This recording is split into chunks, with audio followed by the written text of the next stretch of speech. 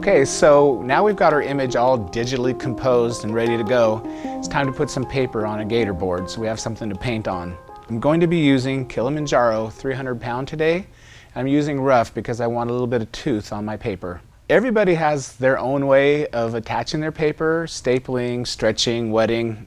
I use the paper pretty much just the way that it comes, but I am going to tape it down, and I'd like to share just a couple little tips on how I do this. Maybe they'll help you out a little. Here's our Kilimanjaro.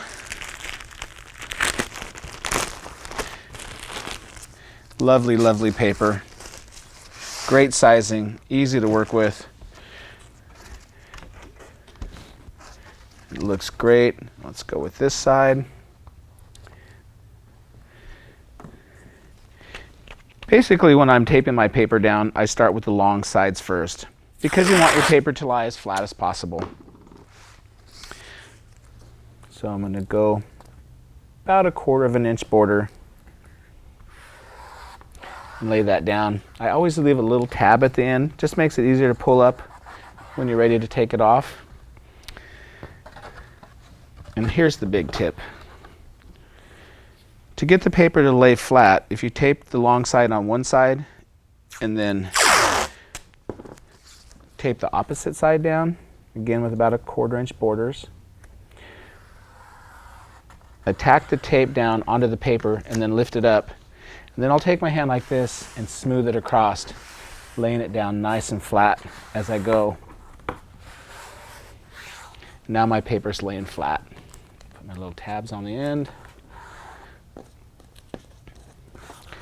Burnish the edges real good so it sticks, so it doesn't come lifting up on you later. And now we can do the short ends.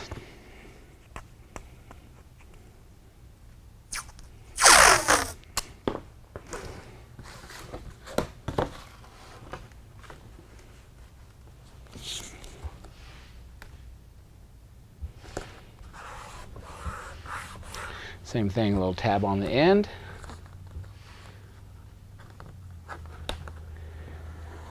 Make sure and burnish it real good.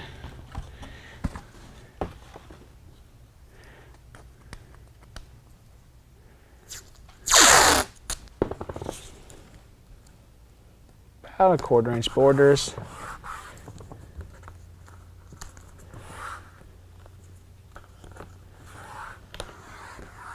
Now our paper is ready to go.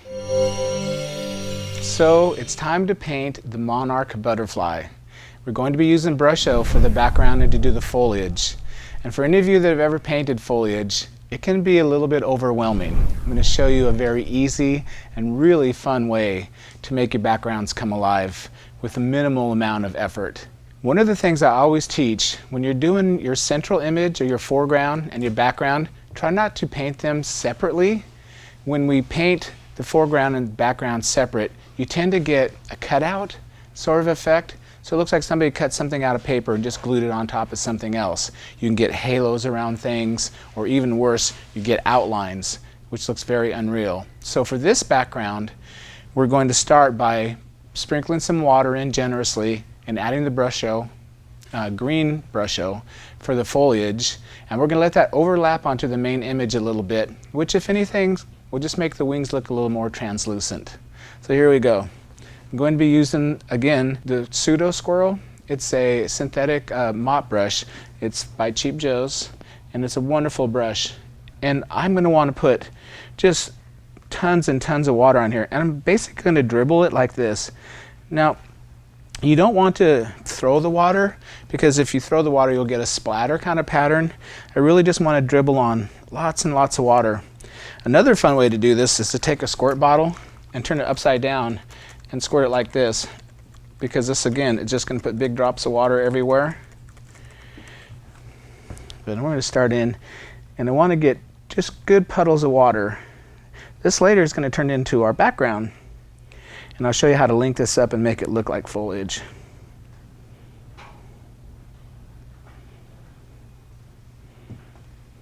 Now normally I recommend that you get your colors ready ahead of time and have them on a separate piece of paper. But I know that I'm just going to be sprinkling a little bit of green here. And so I've got my colors already set out. We're going to use moss green and leaf green for the foliage. And we might add a little bit of yellow in there just to put a little sunshine. And then for the red flowers, and I'm looking at my image over here on my iPad, for the red flowers or the pinkish flowers, I'm going to use vermilion, scarlet, and crimson. And I'm going to blend those on a piece of scratch paper first so I can deliver them onto the painting and get a nice mix. And you notice I'm not trying to go around the butterfly. I'm actually dripping a little bit of the water onto it, and that's okay. Again, I don't want my foreground or my central image, which is our butterfly, to be cut out looking. So it's all right if we get some green foliage over the butterfly. I'm getting a good amount of water on here in nice big puddles. I think what helps this to look like foliage is once I get this on, I'm going to go through and lightly connect, and again holding the brush like a magic wand from the end instead of choking up on it like a pencil like you would do detail. I'm going to hold my brush from the end like this. I'm just going to let it dance around right off of the page, connecting these little pools of water together, just like plants, just like vines might do in real life.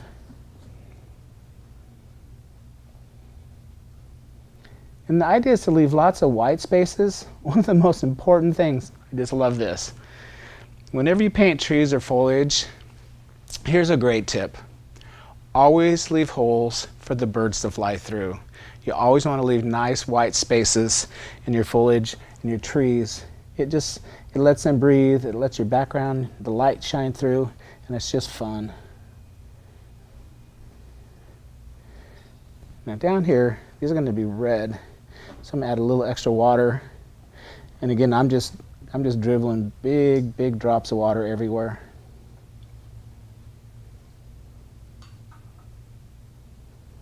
And then connecting the shapes up. I'm going to take a paper towel and just gently, ever so gently, because again, don't want this to look outlined, might take just a little of the water off inside the monarch. Not too much. What you don't want to do is just drop water around the outside of your central image, our little monarch here, because that would make it look like it was cut out. I'll go right through. It wouldn't look natural. It would be contrived. All right, so here's a nice piece of scratch paper. I'm going to get my 2 pots of Brusho. This is a leaf green. And I think of these like chili peppers. A little bit of this goes a long ways. And this is the moss green. And by putting this on the scratch paper first and then delivering it into the painting, it gives me so much more control. And let's add just a little bit of gamboge, which is a yellow, just for a little sunlight in that foliage. And I'm going to mix that a little bit on the paper here, and let's create a background. You can see the particles just hitting, and what magic. All of a sudden, it just comes to life. And again, a little goes a long ways. And it doesn't take a lot.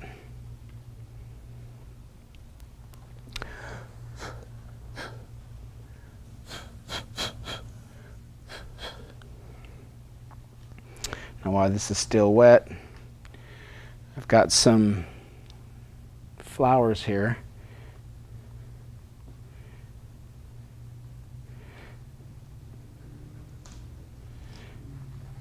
Add a little more water. Let's take the reds and do a little scarlet. And these are very powerful. Some vermilion. Oh my. And some crimson.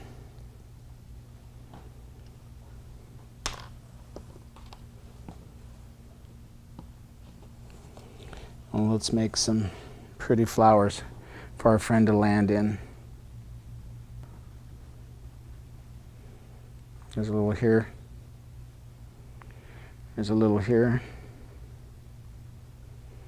And there might be some off in the distance, just teeny bits.